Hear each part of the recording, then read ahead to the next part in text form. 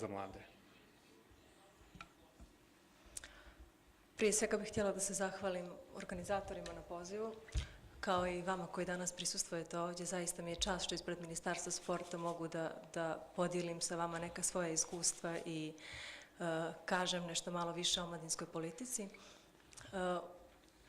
Upravo Ministarstvo sporta jeste jedno, ajde, pošto ste i vi svi mladi, Ministarstvo sporta jeste jedno mlado ministarstvo, ajde da tako nazovem, postoji svega nekih godinu dana, u okviru kog se nalaze Direktorat za sport i Direktorat za mlade.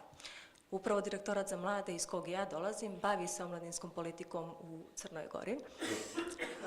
Prošle godine usvojen je Zakon o mladima, kao i Strategija za mlade 2017-2021, koji su nam upravo i omogućili da u aprilu ove godine raspišemo konkurs za finansiranje i sufinansiranje projekata za mlade, dakle za projekte koji realizuju aktivnosti koje u samom središtu aktivnosti, odnosno koje za glavni cilj imaju unapređenje kvalitete života mladih u Crnoj Gori. Ovim konkursom podržali smo 36 projekata sa ukupnim iznosom od oko 170.000 eura.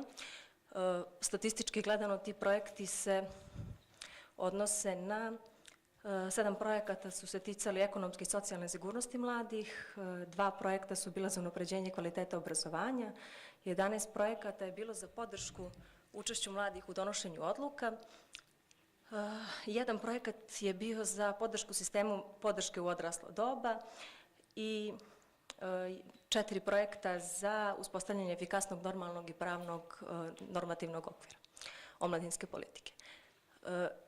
Iako je zakon na snazi nekih godinu dana, mi smo već u toj prvoj godini primjene uočili da postoje neki nedostaci, tako da smo već pristupili samoj proceduri izrade nacrta novog zakona o mladima.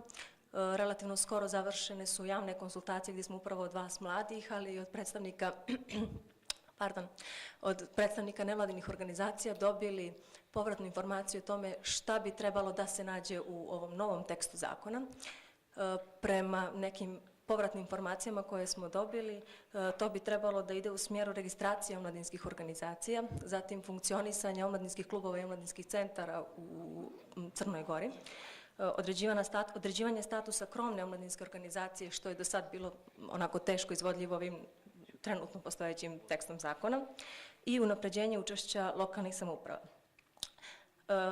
Upravo smo u fazi kreiranja i radne grupe, odnosno formiranja radne grupe.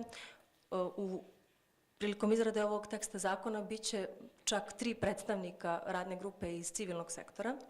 Ostatak će činiti predstavnici institucije i organizacije međunarodnog karaktera.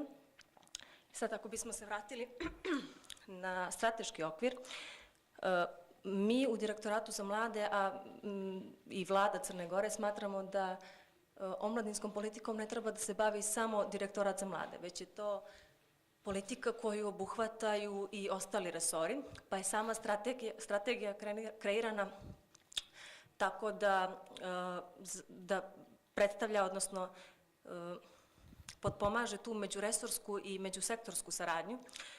Akcijni plan koji je usvojen zajedno sa strategijom podržava i aktivnosti koje naravno realizuje nevladine organizacije, ali i ostali akteri omladinske politike u Crnoj Gori, dakle ostala ministarstva. Upravo kako bismo podstakli tu međuresorsku i međusektorsku saradnju, kreirali smo i koordinacioni tim za praćenje implementacije strategije za mlade, koji čine predstavnici svih institucija koje se bave pitanjima mladih u Crnoj Gori. Trenutno radimo i na kreiranju akcijnog plana za 2018. godinu. Dakle, već u toku ove sedmice trebalo bi da imamo neki nacrt aktivnosti koje bi se trebale podržati, odnosno koje bi trebalo da se podrže narednim konkursom za finansiranje i sufinansiranje projekata za mlade, a to će biti, odnosno taj konkurs će najvjerojatnije biti ili krajem ove godine ili početkom već naredne godine. Također, radili smo i na kreiranju novih mogućnosti za mlade u cilju poboljšanja njihove informisanosti, pa imamo u Crnoj Gori otvoreno čak 10-ak omladinskih klubova i omladinski centar koji smo u februaru ove godine otvorili sa sistemom Ujedinjenih nacija i sa partnerom, odnosno glavnim gradom Podgoricom.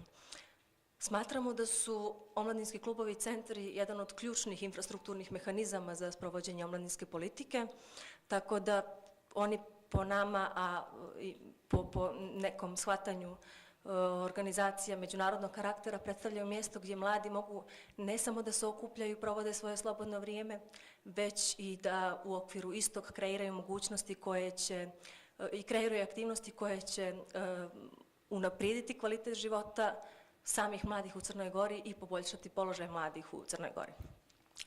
Također zagovaramo i partnerstva na lokalnom nivou.